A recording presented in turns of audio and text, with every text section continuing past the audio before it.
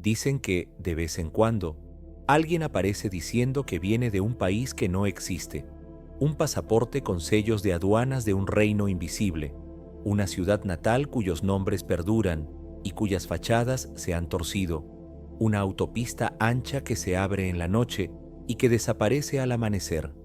¿Se trata de visitantes de universos paralelos, viajeros que se han descarrilado en el tiempo o de errores hermosos de la memoria humana? No elijas todavía. Primero escucha, porque algunas historias no quieren convencerte, sino quedarse dándote vueltas en la cabeza y obligarte a mirar 2 veces las señales. Todo comenzó, según los periódicos antiguos, en 1850, cerca de Frankfurt an der Oder. Un desconocido se presentó como Jafar Borin. Hablaba alemán con un acento que nadie ubicaba, vestía con sobriedad, llevaba una cartera con papeles y dijo: «Venir de Laxaria, una nación del continente de Sacria». Aseguró que sabía leer y escribir en laxariano y en abramiano, la lengua culta de sus sacerdotes. Cuando le enseñaron un mapa, el hombre explicó que un océano separaba su tierra de Europa, pero no supo precisar su ubicación exacta. Añadió que la tierra tenía 5 continentes: Sacria, Aflor, Aslar, Uslar y Eflar. Contó que buscaba a su hermano perdido tras un naufragio. Los notables del lugar lo interrogaron con paciencia. Un par de curiosos tomaron notas y el rumor hizo su trabajo. Laxaria no aparecía en ningún atlas y, sin embargo, el relato sobrevivió como sobreviven las leyendas que no piden nada a cambio. Pregunta para más adelante. Si alguien recuerda con tanto detalle nombres que nadie más comparte, ¿se trata de un fabulador paciente o de un viajero que pisó un borde del mundo? Un siglo después, el eco llegó al otro lado del planeta. En 1954, en el aeropuerto de Tokio, un pasajero entregó un pasaporte expedido en un país que no figuraba en ninguna lista: Tauret. El documento tenía sellos de entradas y salidas de 5 años. El hombre hablaba francés, español y japonés con naturalidad. Le pidieron que señalara su país de origen en un mapa. Apuntó a la franja entre Francia y España, pero al ver escrito un nombre distinto se desconcertó. Insistió en que su país existía desde hacía siglos. Las autoridades lo alojaron en un hotel bajo vigilancia. Le confiscaron los documentos y esperaron al día siguiente. A la mañana siguiente, el huésped había desaparecido sin forzar cerraduras ni ventanas. Nadie supo explicar cómo. Aquí viene una pregunta que muerde y no suelta. ¿Qué pesa más, una puerta intacta o un pasaporte de un reino sin territorio? Hay versiones menos citadas que suenan a eco. En 1905, un joven detenido en París hablaba una lengua irreconocible y se declaraba ciudadano de Lesbi. El nombre provoca sonrisas y sospechas a partes iguales. No hay ningún registro policial sólido ni ninguna hemeroteca confiable, solo antologías de rarezas. Pero las piezas sueltas se atraen. Un acento que no encaja, una palabra que no cuadra, un mapa que no coincide. ¿Qué hacemos con los testimonios que contradicen los documentos y no se dejan domesticar por un acta? A veces, el viaje no es a otro país, sino a otro tono de la misma ciudad. En 2006, Carol Chase McElhenney conducía desde París, California, hacia San Bernardino y decidió detenerse en Riverside, donde había nacido. Sabía con precisión dónde buscar la casa familiar, el barrio de sus padres, el colegio, el cementerio. Nada encajaba. Las calles conservaban los nombres correctos y los números seguían la secuencia, pero las fachadas eran otras, el ambiente era distinto y el cementerio de sus abuelos era un terreno vallado y vacío. La atmósfera, contaría, la había expulsado con una sensación de amenaza sin causa. Años más tarde, cuando volvió para el funeral de su padre, Riverside era el de siempre. ¿Se equivocó de zona? ¿Exageró un recuerdo o pisó un pliegue que se abre y se cierra sin pedir permiso? En 2008, en España, Lerina García se despertó y empezó un lunes corriente con un detalle que no encajaba. Su pijama no era el que recordaba. En la cocina, pequeños objetos parecían cambiados de lugar. En su trabajo de siempre, el departamento había cambiado y su puesto había desaparecido. Al volver a casa, se encontró con su exnovio, con quien aseguraba había roto hacía 6 meses. Él actuaba como si siguieran juntos. Su nueva pareja, con quien decía convivir, parecía no existir para nadie. Buscó, llamó y contrató a un detective, pero no obtuvo ningún resultado. Nada. Lerina terminó convencida de que había saltado a una variante de la realidad en la que su vida no era la suya. Consejo que conviene recordar: ¿cuántas veces un objeto fuera de lugar vale más que un tratado entero de psicología? No todos los desvíos empiezan en la cama. Algunos nacen en el asfalto. En noviembre de 1986, cerca de Sevilla, Pedro Oliva Ramírez conducía hacia Alcalá de Guadaíra por una ruta conocida. De pronto, la carretera habitual se convirtió en una autopista recta y ancha de 6 carriles, con un brillo que no había visto antes. Cambiaron las señales, el paisaje e incluso la temperatura del aire, como si la tarde hubiera subido 1 grado. Pasaban coches antiguos con matrículas estrechas que él no reconocía. Tras casi 1 hora encontró un desvío. La señal indicaba que a la izquierda quedaban Alcalá, Málaga y Sevilla. Tomó la salida hacia Sabelia y, sin saber cómo, apareció cerca de su destino original. Volvió a buscar el cruce y preguntó a camioneros y vecinos. Nunca lo encontró. Si fue un error, fue perfecto. Si no lo fue, ¿qué camino aparece para una persona y desaparece esa misma noche?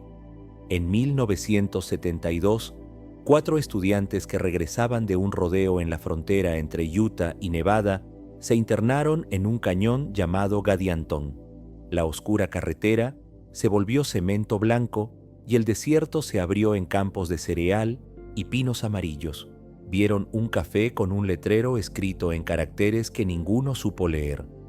Alcanzaron a distinguir figuras con rasgos casi humanos y desde la cima de una colina se acercaron a gran velocidad 4 vehículos ovalados de 3 ruedas. El pánico pudo más que la curiosidad. Dieron la vuelta. El cemento volvió a ser asfalto y la autopista que conocían los recibió de nuevo. Al amanecer, notaron otra rareza. El coche había dejado una marca de 3 neumáticos en un tramo de tierra húmeda, como si una rueda hubiera flotado. El rastro se perdía a los 200 metros. Juraban haber recorrido kilómetros fuera de ruta. ¿Se trataba de una exageración juvenil o era un recordatorio de que a veces el mundo abre pasillos para quienes no los buscan? Todas estas historias tienen algo en común. Ponen a prueba la cartografía. Cuando el mapa no coincide con el relato, ¿en qué debemos creer? ¿En el papel o en la memoria? Un escéptico sonreirá. Hay errores de percepción, sugestiones, lapsos, fraudes, y sin embargo hay detalles que no desaparecen. La madre que no encuentra el cementerio de sus abuelos en su propia ciudad. El conductor que durante años busca un cruce que nadie más vio. La empleada que entra en su oficina y encuentra otra. No son historias que regalen gloria, son historias que provocan insomnio, y esa terquedad compone una música baja que nos reúne alrededor del fuego, como a los antiguos. Para entender su poder de atracción no hace falta invocar multiversos. A veces basta con un nombre mal leído, una señal confusa, una obra nocturna o un barrio que se remodela sin avisar. Otras veces, la suma de pistas difíciles, un pasaporte bajo custodia, una puerta intacta, unas placas imposibles, nos devuelve al mismo lugar de siempre. Nos hacemos preguntas: ¿y si el mundo fuese un poco más extraño de lo que permiten nuestros atajos mentales? ¿Y si, muy de vez en cuando, algo se desajustara lo justo, como para regalarnos un relato que nadie puede cerrar del todo? Existen crónicas colindantes que amplían la sala. 2 profesoras británicas de principios del siglo pasado juraron haber cruzado Versalles y haber caminado durante unos minutos dentro de otra época. Un cuento medieval habla de dos niños pálidos con ropas extrañas que afirmaban proceder de una tierra diferente. Un soldado del siglo XVI afirmó que había aparecido en México con noticias frescas de Manila que aún no habían llegado en barco. La balanza de la razón se inclina fácilmente hacia la risa, pero la balanza de la memoria no los olvida, ya que cada historia trae consigo un detalle que resiste el ácido del escepticismo. También conviene invertir la mirada y escuchar lo que no se cuenta. Muchos testigos hablan con pudor, dudan y piden disculpas por insistir. No buscan fama, sino dormir en paz. Esa modestia desarma tanto como un sello en un pasaporte. No prueba nada, pero invita a no burlarse. Y esta invitación es útil porque entre la credulidad y el desprecio existe un territorio fértil, el de las preguntas que afinan. ¿Cuánto recordamos realmente de un trayecto cotidiano cuando algo nos altera el pulso? ¿Cuántos barrios cambian sin que la memoria los actualice? ¿Cuántas veces una señal mal iluminada produce una escena que al día siguiente ya no se puede reproducir? ¿Cuánto añaden los relatos cada vez que se cuentan?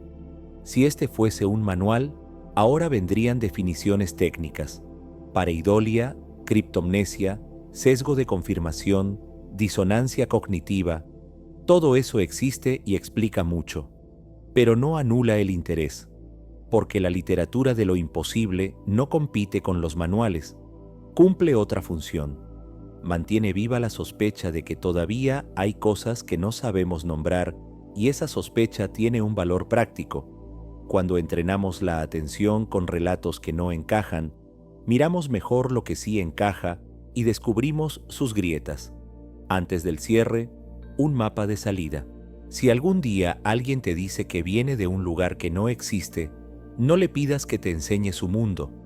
Pídele que te señale la incongruencia exacta, el nombre mal escrito, la puerta que no estaba, la temperatura del aire.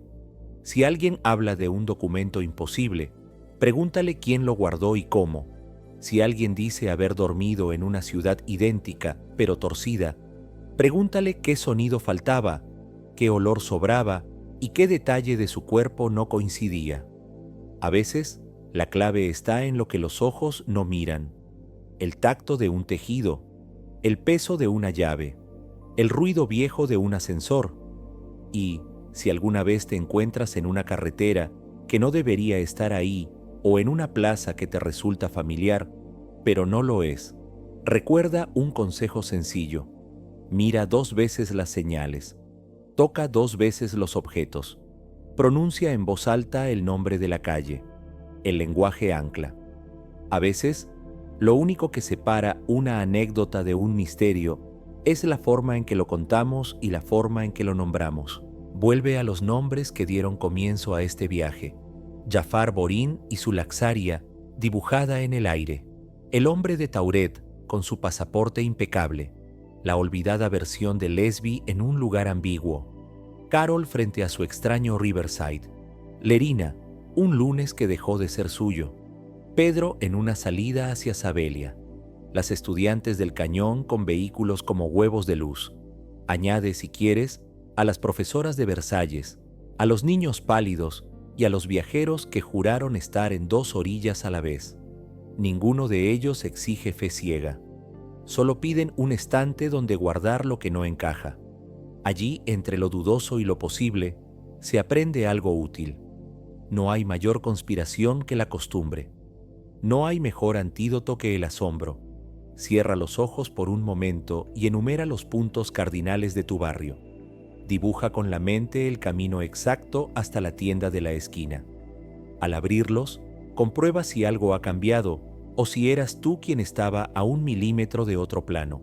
Si nada ha cambiado, habrás ganado un mapa más nítido. Si algo se ha movido lo justo para inquietarte, no huyas.